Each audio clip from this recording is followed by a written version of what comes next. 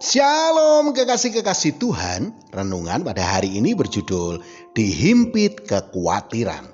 Sebelum kita mendengarkan renungan pada saat ini, marilah kita sama-sama mengawalinya dengan berdoa. Bapa, di dalam nama Tuhan Yesus Kristus ya Roh Kudus, kami letakkan beban kami di bawah kaki-Mu dan kami mau mengawali hari-hari kami dengan kebenaran firman-Mu. Dalam nama Tuhan Yesus Kristus. Amin. Firman Tuhan pada saat ini terambil dari Filipi 4 ayat 6.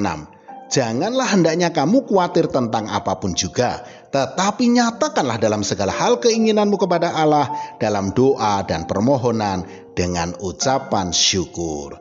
Kekasih-kekasih Tuhan, kekhawatiran tidak mengenal kasta. Semua orang tidak pandang bulu, dia statusnya sebagai apa, pasti pernah yang namanya mengalami kekhawatiran. Ketika seseorang mengalami suatu tekanan, maka yang muncul dalam dirinya adalah rasa khawatir. Kekhawatiran ini muncul ketika fokus terhadap suatu masalah ataupun situasi dan kondisi yang kita alami, kita pikirkan secara berlebihan.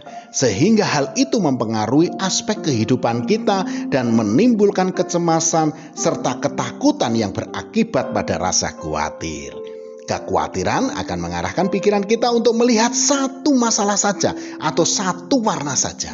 Padahal di sekitar kita ini begitu banyak warna yang bisa mewarnai kehidupan kita menjadi semakin semarak dan penuh dengan warna-warni.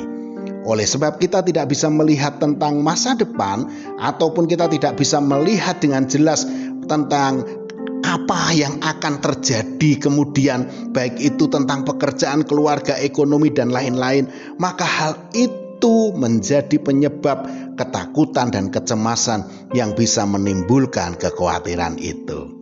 Kekhawatiran juga menghimpit firman yang telah kita terima dari Tuhan, sehingga firman Tuhan itu tidak bisa bertumbuh apalagi berbuah.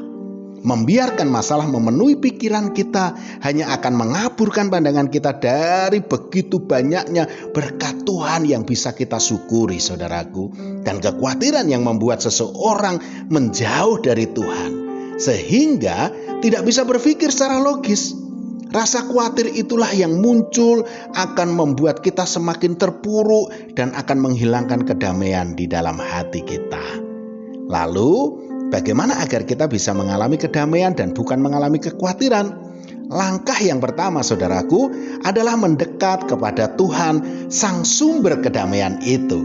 Dengan begitu kita akan mengalami damai sejahtera sebab kita ada di dalam sumbernya. Mazmur 62 ayat 2 mengatakan, hanya dekat Allah saja aku tenang, daripadanyalah keselamatanku. Langkah yang kedua, saudaraku, adalah mengucap syukur dalam segala hal yang kita alami. Sebab mengucap syukur adalah kehendak Allah yang harus kita lakukan. Dengan begitu kita bisa melihat bahwa berkat-berkat Tuhan yang kita terima ternyata jauh lebih besar dari masalah yang kita hadapi. 1 Tesalonika 5 ayat 18 mengatakan, mengucap syukurlah dalam segala hal, sebab itulah yang dikehendaki Allah di dalam Kristus Yesus bagi kamu. Langkah yang ketiga adalah dapat menguasai diri. Dengan kita bisa menguasai diri kita, maka kita akan tahu bahwa kita ini membutuhkan satu kuasa yang bisa mengatasi masalah kita.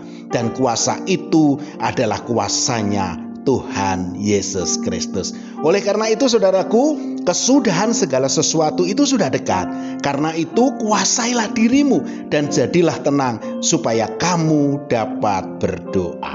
1 Petrus 4 ayat 7. Saudaraku, awalilah hari-hari kita dengan melandasinya dengan firman Tuhan. Maka firman Tuhan itu akan menuntun jalan-jalan kita. Amin. Mari kita berdoa. Kami melibatkan Engkau dalam perkara-perkara kami ya Tuhan. Untuk itu berjalanlah di depan kami dan sembunyikanlah kami di balik salib-Mu. Di dalam nama Tuhan Yesus Kristus. Amin. Selamat beraktivitas dan tetap semangat. Tuhan Yesus Kristus memberkati.